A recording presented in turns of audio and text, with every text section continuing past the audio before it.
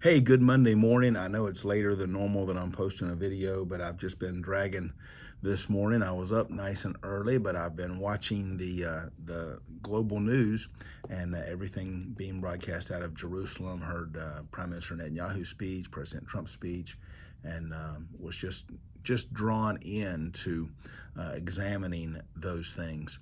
Don't This isn't political at all, whether you love the president or whether you despise the president. That's irrelevant, regardless of what your opinion is of the Israeli prime minister. That doesn't matter really either. But it is about the pursuit of peace in the Middle East. Um, Hamas released all of the hostages, the prisoners today, those alive as well as the bodies of those that have been deceased. The president is leaving Jerusalem and flying to Egypt, where he plans to meet, I assume, with primarily Muslim leaders toward this peace plan. He talked about the establishment of a board of peace. And I went and did some other, he didn't mention any of these nations, at least in the part of the speech that I heard, but I went and took a shower and came back and he was still talking. So I didn't hear him mention these other nations. But Qatar and Egypt and Turkey are all three heavily involved in the peace process. And of course, there are some nations that will never be involved in the peace process. I'm thinking of certainly Iran, maybe Syria, others like that. But many Muslim nations that are engaged in peace. The president got several standing ovations from the Israeli, I almost said parliament, the Israeli Knesset.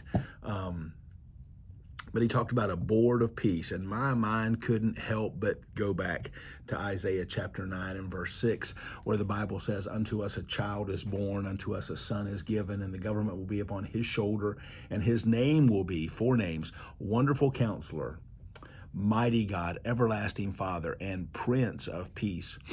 Now listen, I would hope for peace in the Middle East, to mitigate the suffering of people who aren't involved. I want to call them innocent people. None of us are innocent to a permanent degree, but the suffering of those who don't deserve to suffer in that conflict.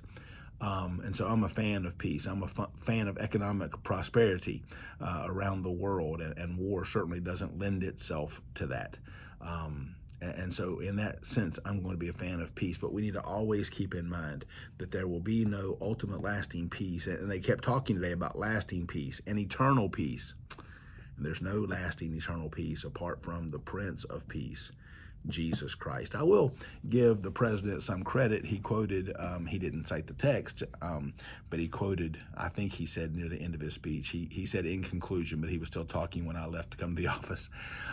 He said, in conclusion, he said, the Bible tells us to forsake evil and do good, to seek peace and pursue it. And that's a direct quote from Psalm 34:14. So we certainly can always seek peace and pursue it, but know personally and nationally and globally that peace only comes through the Prince of Peace, Jesus Christ.